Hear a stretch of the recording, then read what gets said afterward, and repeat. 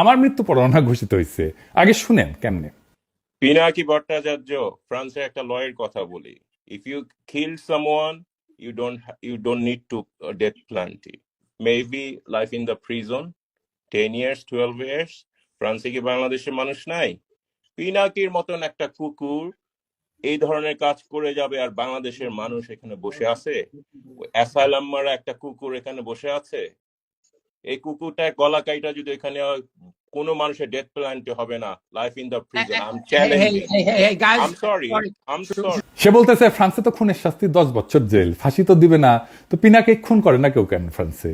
হাসিনা এক বক্তৃতায় গেল ক্ষমতা, আর এক বক্তৃতায় গেল 32 নম্বর। আলহামদুলিল্লাহ, আমার শহীদের মৃত্যু হইলে না বাংলাদেশে আমার ক্ষুদ্র ভ্রাতার ভগিনেরা ছোট বড় মাঝারি কমল কঠোর বাকশালীদের আস্ত রাখবে না, ছানা বানা করে ফেলবে।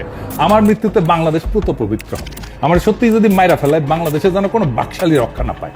আমার মৃত্যুর খবর বাংলাদেশে পৌঁছানোর 24 ঘন্টার মধ্যে কাম ফিনিশ করে দিবে। এইখানেই শেষ না, আমি ওদের জন্য নরকের দরজায় হাজির থাকবো, ওদের জান ওইখানে আমি কালা কালা করে